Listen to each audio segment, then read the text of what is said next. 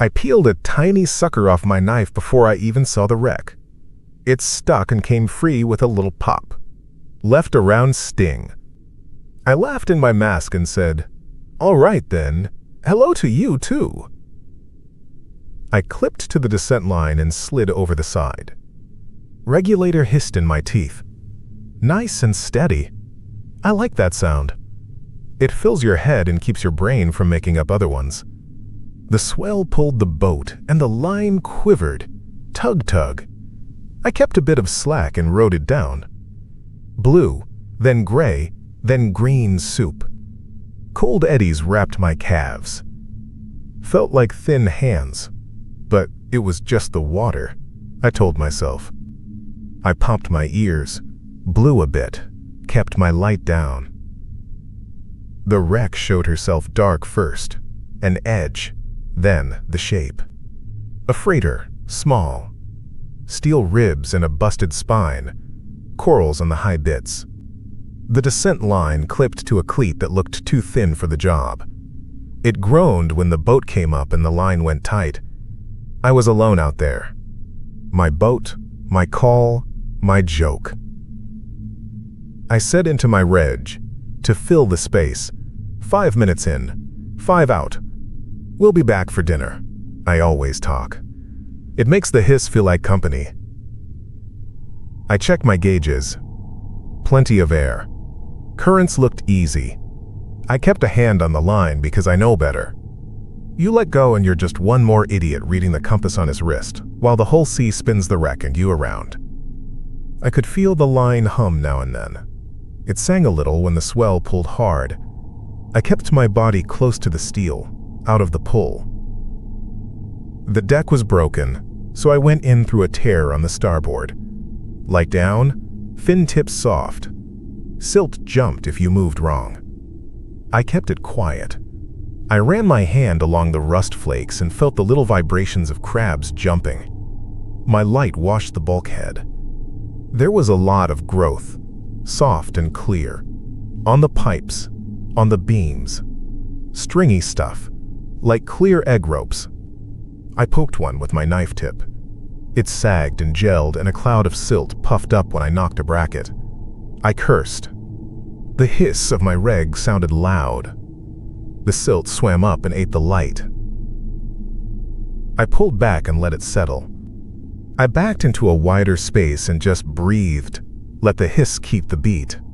The line tugged the clip on my chest. Tug tug. The boat went up.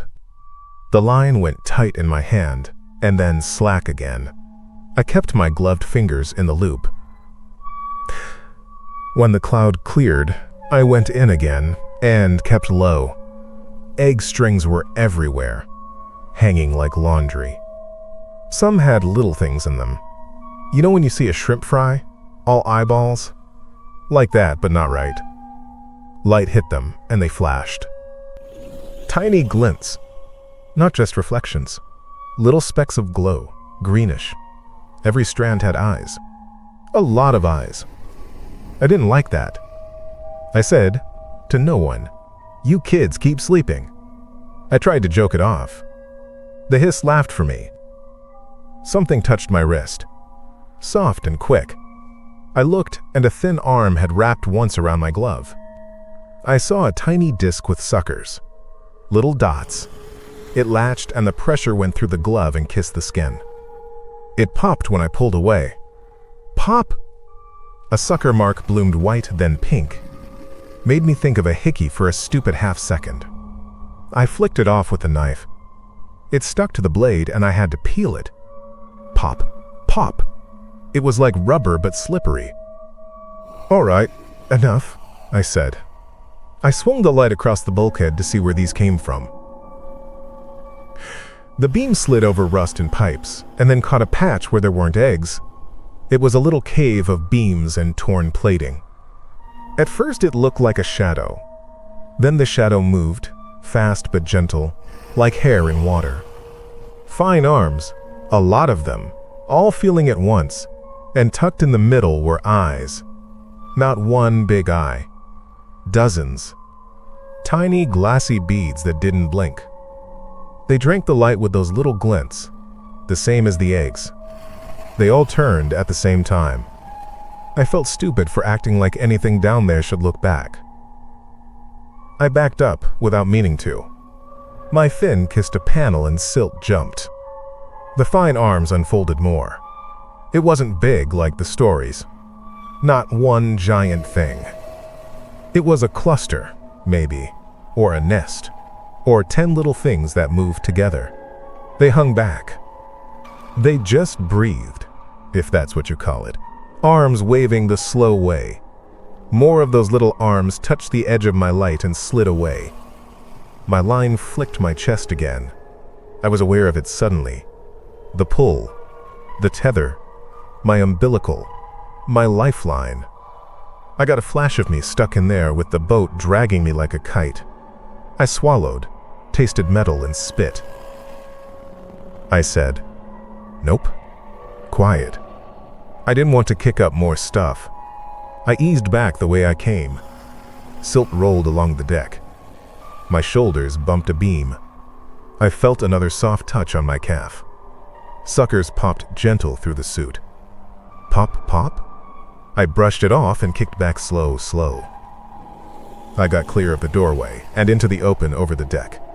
I shook my arm and calf and laughed into the reg. "You like me."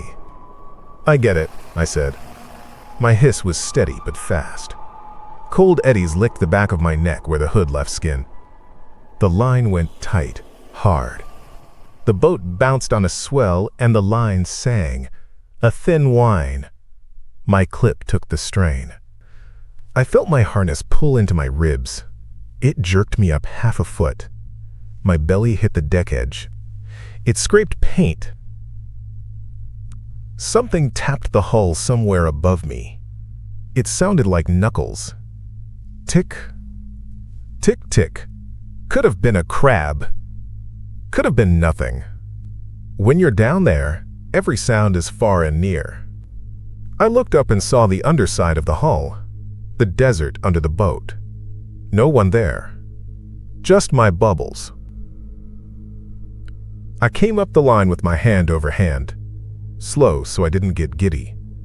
My knuckles brushed the rope fibers, and the little hairs bit.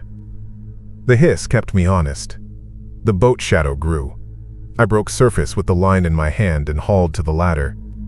Sun felt hot, even though the wind cut. I pulled off my mask and spat salt and laughed. I said to the deck, "You had me for a second." I poured water over my wrist. Suckers had left perfect circles.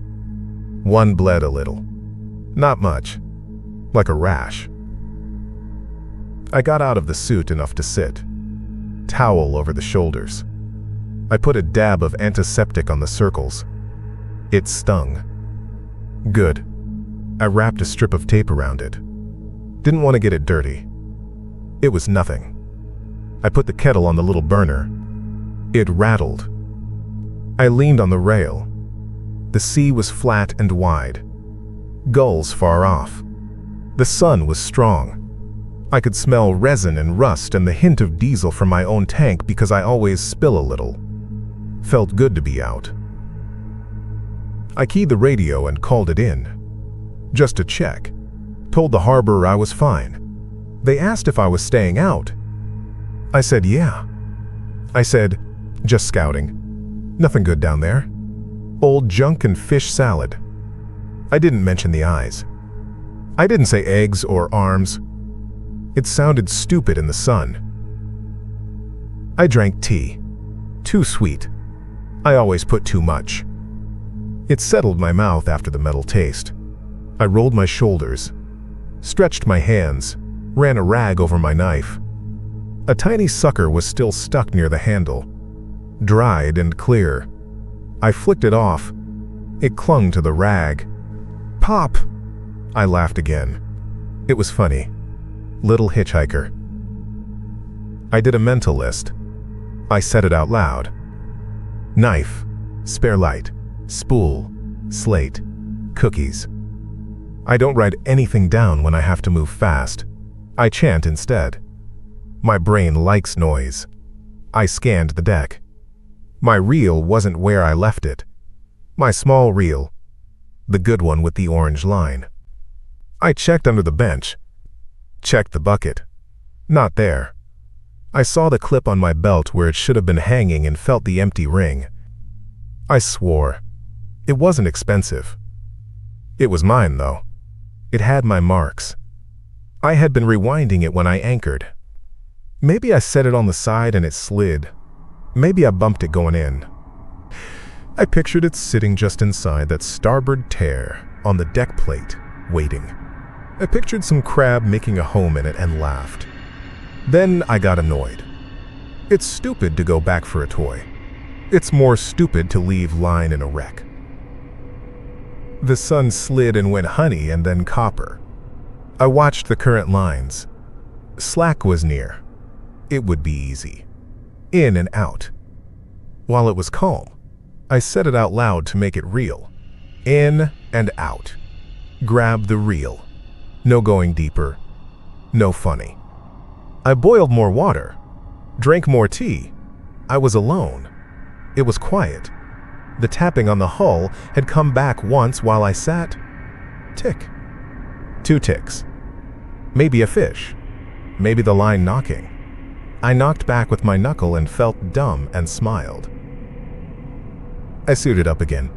I taped my wrist better. It had a little swelling. No big deal. I pulled the hood over the neck. That cold spot on the neck always gets me. I breathed through the reg topside to check it. Hiss was fine. Air was good. I clipped to the descent line again and looked at the sun, which was now almost gone. Just a band. I said to the empty deck, "Time me." 5 down. I set the little deck timer to beep in 10 in case I lost time. It was habit. Radio was on, volume low. I slid into the water. The day was dying, and the water went from gray to blue-black.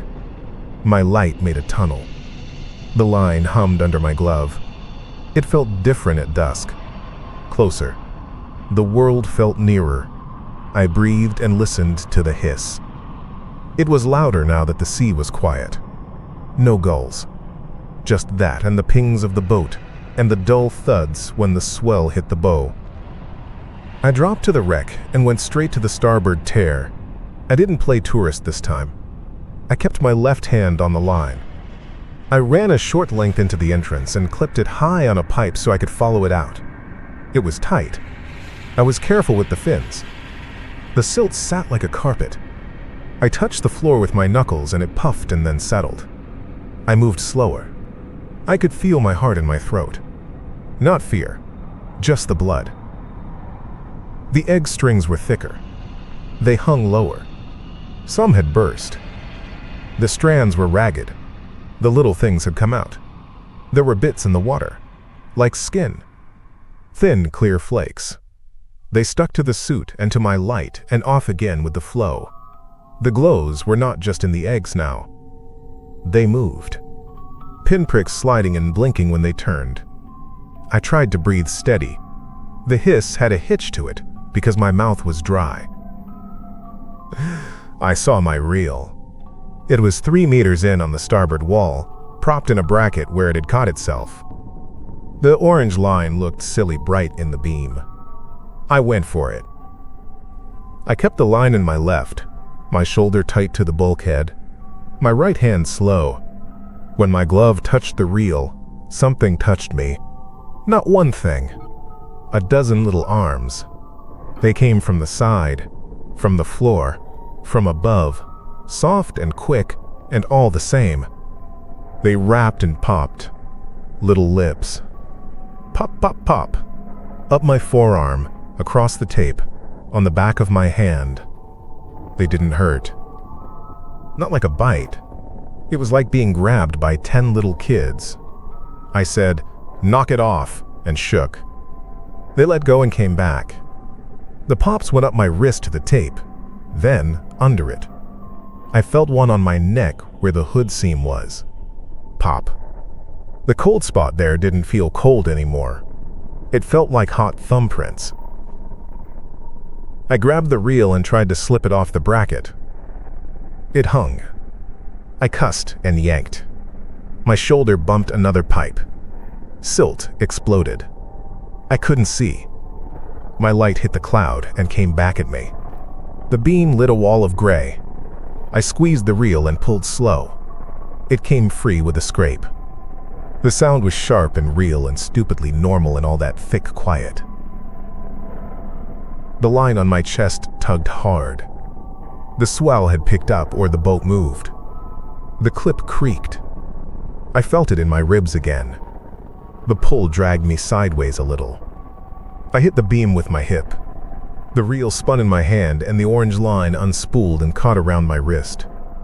I snapped, "No," and tried to reel it in, but the line had jumped into a slot in the bracket and wedged. It went tight. Between that and the chest line, I was rigged like a puppet. The boat came up on a wave and my chest line sang. Thin, high. It went taut so fast it took my breath. It dragged me against the pipe and pinned my left shoulder. The reel line bit my right wrist and cut through the glove at the base of the thumb. I felt the heat of it right away. Not pain, exactly. A sting, like salt in a cut. I stopped thrashing. That's the only smart thing I did then. I pinned the reel to the wall to keep it from spinning more and breathed. Hiss in, hiss out. I said slow. Cut. Cut the spool. Then the clip. I let go of the descent line for a second to get the knife.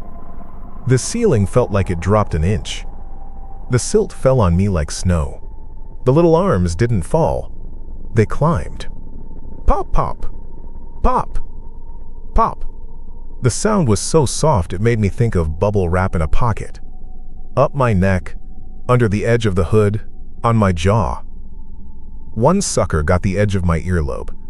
It pinched. I shook, and it held, and then let go with a pop, and I laughed, and then heard that and didn't laugh anymore. I found the knife handle and pulled it. The blade looked fat and all that gray. I pushed it into the line on my wrist and sawed twice. It parted and snapped back like a little whip and left a burn. The reel fell and clanked. It slid down and wedged again between my knee and the bulkhead. I left it. I couldn't care about it anymore. The chest line was next. I could unclip, but I didn't want to drop the only path back up into the dark. If I unhooked, I'd be free to move and free to get lost. If I stayed, the boat would yank me till the clip failed or my ribs did. The swell pulled again, harder. The line sang thin and steady and then slack when the boat dropped. I used the slack and ducked under the pipe and over another and moved with it. It was clumsy. The arms on me made it worse. They didn't weigh anything, but they crowded. Every touch made me flinch. Pop, pop, pop, pop, pop. Down my jaw to my lips. One slid across the reg and felt the exhaust bubble. It explored the mouthpiece. It wasn't curious like a dog. It was just moving. That's all. I told myself that as I batted it away. I followed my line with my left hand and found the clip point. Pipe, edge, clip. My fingers were thick in the glove. I flipped the gate with my thumb and had to push a bit because it was under load. The gate bit my glove. It clicked open not enough. I had to push and then the boat went up and the load came on and smashed my thumb in it. I yelled into the reg without meaning to. The hiss turned to a grunt. I got the gate open and the line shot out like something alive. It zipped through the clip and burned the back of my hand and then was gone. The end whipped me in the face. Slapped my mask. I saw the rope end with the melted tip fly past my ear. The boat took it. I was off the line. I went still and let my heart bang. The room seemed to press in by an inch I hadn't noticed before. The silt said, "You're alone now." I kept one hand on the pipe where I'd clipped and the other around the knife and told myself, "Slow. You have your own line from the entrance. Your short line. Follow it out." I groped for it. My fingers found nylon. Good. I held it like a tail and started back, inching, keeping the light low. Shapes came in and out. Pipes, beams, the torn plate that made the doorway. The glows were everywhere now. Little eyes moved in a sheet. They weren't on me yet. They were on the walls and the floor and the egg strings. When the light hit them, they winked and scooted. Some flashed. Not like a flashlight. Like a fish belly flips. It made them easy to see, and that didn't help. Halfway to the door, the line snagged. Not the big line. My little one. The one I had run in. It had wrapped around a valve handle when I ducked to light the egg ropes earlier. I had to choose to cut it and trust my head or back up and get it free. I backed up because my head is bad with turns. I touched the handle and tried to loop the line over. My glove shoved silt and the line bit deeper into the gap. My mouth filled with spit and my tongue tasted something bitter, like old batteries. I pulled the mask from my face and pushed it back to clear it. Habit. Water came in around the edge and I tasted it. It tasted like ink, like a pen. It burned my tongue and the back of my nose. I coughed and the hiss turned into a spit and the reg flooded my mouth a little. I blew to clear it and got it back. I was leaking. The mask held the water like a bowl over my face. It sloshed when I moved. Tapping came. Not from above now. From the steel beside me. Soft, then fast. Tick, tick, tick, tick, tick. It set my teeth on edge because it matched the little pops on my neck. It wasn't the same, but it felt like a cousin. Arms slid over my head now. They dropped from the egg strings and draped across the hood. They weren't heavy, but their weight stacked up. It pressed on the hood and my ear bent funny under the cap and I wanted to claw my head and get them off. I scraped my glove over the top of my head hard, like a dog shaking off rain. Pop, pop, pop, pop. A bunch let go, more pressed. I couldn't see the doorway anymore. My light caught the edge of it, and then it was gone in the cloud. I kept my hand on the line. I cut my little line. One slice, and it went slack and trailed, and I grabbed it so I wouldn't lose the end. I moved forward and hit the plate with my shoulder. Good. I turned sideways and pushed my tank through. The bulkhead scraped the cam band. I twisted more. My reg hose caught on a jag and the lip of it dug into the rubber. The hiss changed tone. I felt cold air on my cheek. I sucked and felt the reg jump like it had coughed. I pulled back and the hose came off the jag. The hiss steadied, but I could hear it now. A little leak somewhere. It made a high, thin whine under the normal sound. It matched the memory of the line singing. It made me mad. It scared me. It did both. I gave up on being careful. I shoved out through the tier and into the open over the deck. The light found open water, and that felt like getting let out of a closet. I put my back to the wreck and tried to orient. Up. Boat. Line. All gone. Just black blue. No surface light yet because the sun was dead and there was cloud. The only light was mine and the tiny glows of the eyes. They were out here now. Not just inside. On the deck. On the ribs. On me. I saw them on my chest strap. Little moons. I brushed them and my glove came back slimy.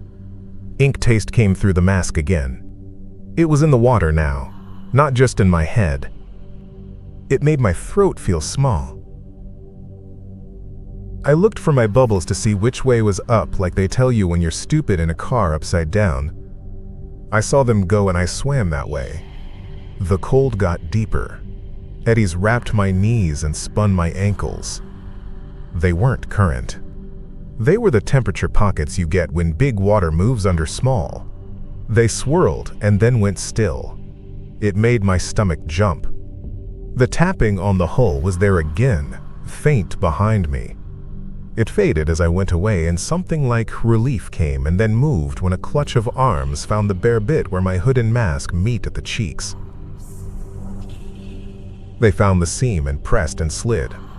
The pops were not cute anymore. They were insistent. They went up along the jaw toward the corner of my mouth.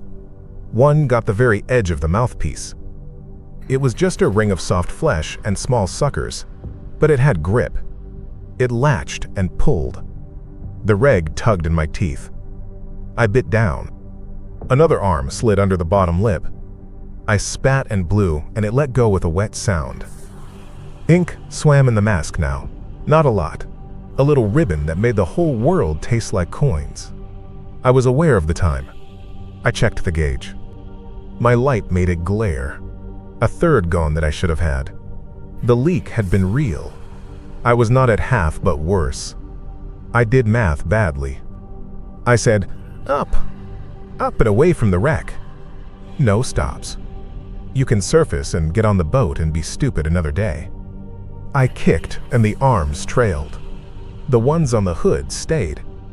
They came with me like a cap. The ones on the neck were worst. They found the blood under the tape and were interested in it. It felt hot, even in the cold. Pop, pop, pop. They climbed toward the ear again. I shook and they held. I kicked into nothing. I couldn't see the boat. I hit open water, and the light made a cone, and the cone was full of dust and specks and little eyes here and there. They moved with me. Ahead of me, there was a rope shape moving slow in the water. For a second, I thought it was my line. Dropped. It looked too fat. It was not rope. It was egg strings all wrapped into a big tail that had sagged out through the torn plates and was drifting in the surge. It brushed my arm and left jelly. I pushed through and the jelly smeared across the mask like snot and my breath made a cloud. I pulled the mask off my face a little to flood and clear and got a mouthful of cold and ink again and sputtered and put it back. It sealed bad. A sucker at the rim kept it from sitting right. I pushed on it with a knuckle and felt a tiny hard beak through the rubber. Not a big beak. A pinprick of hard in the soft mouth. It scraped the silicone as it tried to get a bite on nothing. It set my teeth on edge. I wanted to vomit. I swallowed it back, and it tasted like tea and iron. I saw a faint, paler patch above. Not light, exactly. Less dark. I went for it. The hiss was louder. Each breath came shallower. I knew the gauge didn't lie, and the hiss doesn't either. I breathed slower, and the urge jumped like a mean dog anyway. I kept kicking. I thought of dropping the weights and then remembered I had none. I was in a thin suit. Nothing to ditch.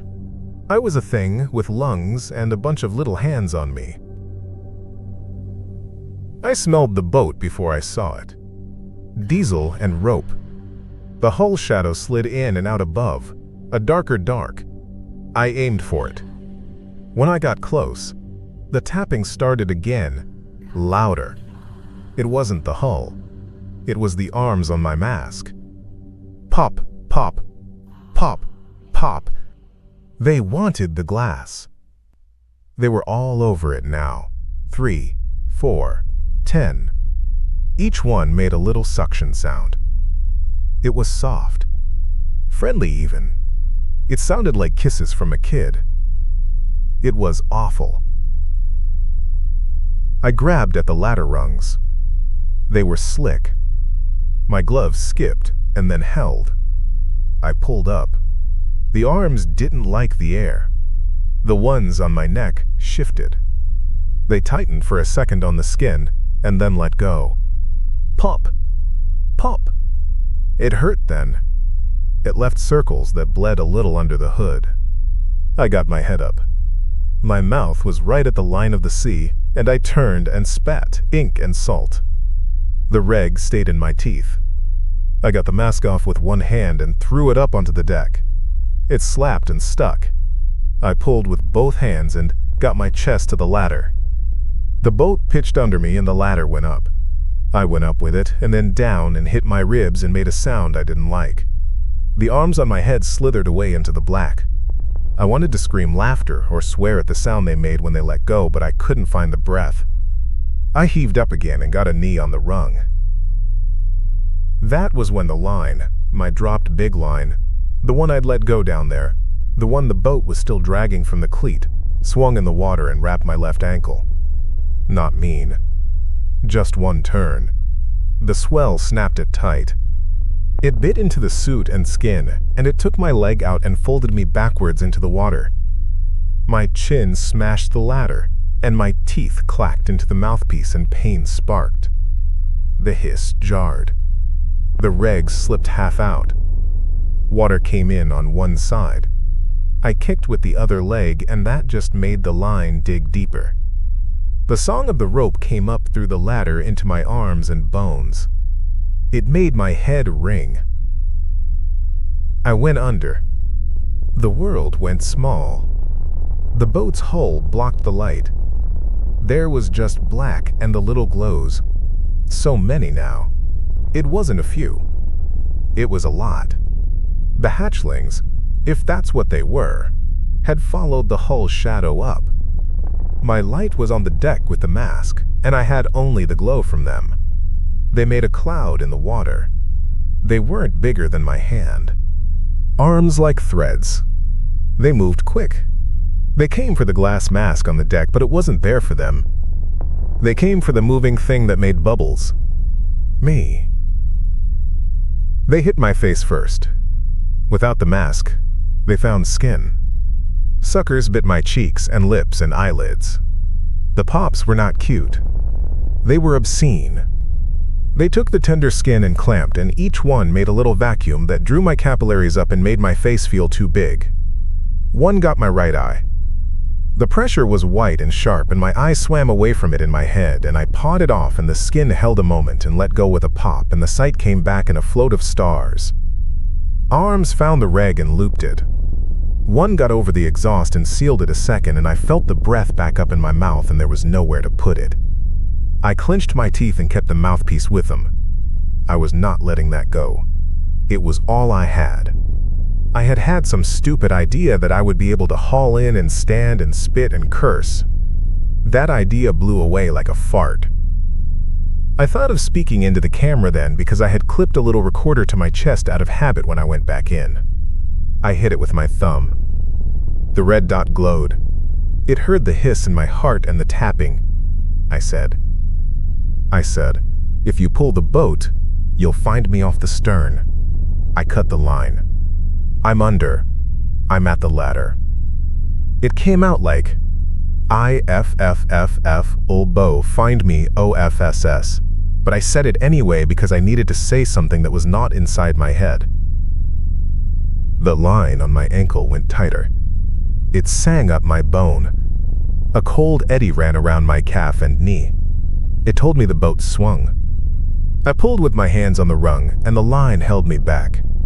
I kicked at it with the other foot and got one toe under and around and peeled it down and off. While I did that, 3 arms slid under the reg and one pushed the purge, and I inhaled on instinct and got water mixed with air, mixed with ink. It burned all the way down. I coughed, and the reg jumped from my teeth. It hung a second from the hose, and I grabbed it and jammed it in wrong, and my teeth were on the wrong part, but I sucked anyway, and the hiss came and the air came, and then it cut because the hose kinked under my jaw. I moved, and it unkinked and gave me half-breaths. I took them like a greedy thing. I would have taken worse. I didn't care. The glows were right in front of my nose. They were eyes. So many. They weren't looking at me. That's a lie I heard in my head. They were just there, and they were what they were, beads of wet glass. One big set of arms slid slower, behind the hatchlings. Something older, maybe. It did not touch me. It watched. I told myself that and did not win my own argument. I said to the recorder, "Don't come in. Don't go in there. It's full." That was all I could build with my mouth and the hiss and the ink. I hauled and got a hand on the next rung. I pulled and touched deck with the tips of my glove. It was right there. That cheap paint I never finished. The grooved mat. My bucket with the rag. My stupid kettle. all right there. I couldn't see them, but I knew them. I would have cried if I had the space. I laughed instead, and it came out as bubbles, and then ink cut it off.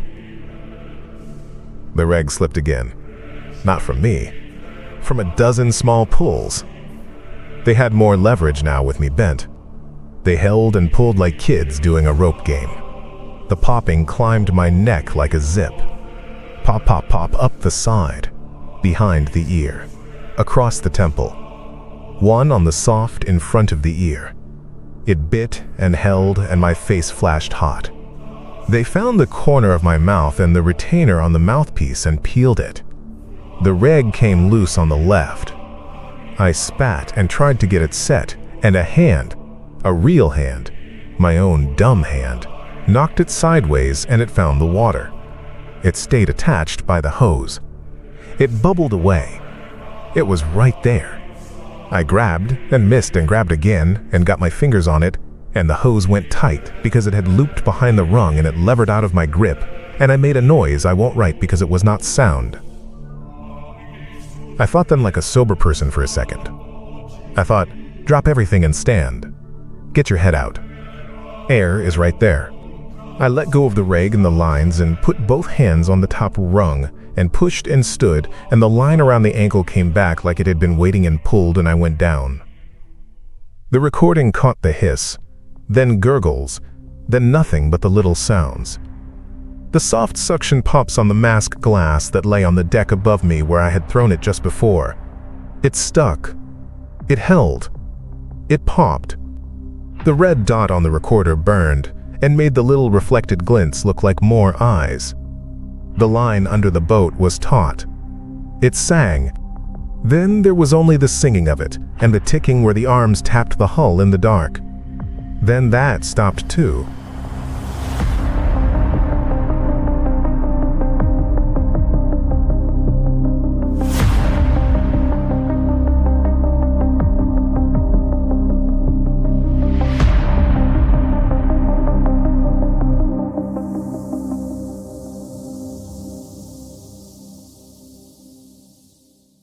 I hope you liked this one, and if you did, prove it.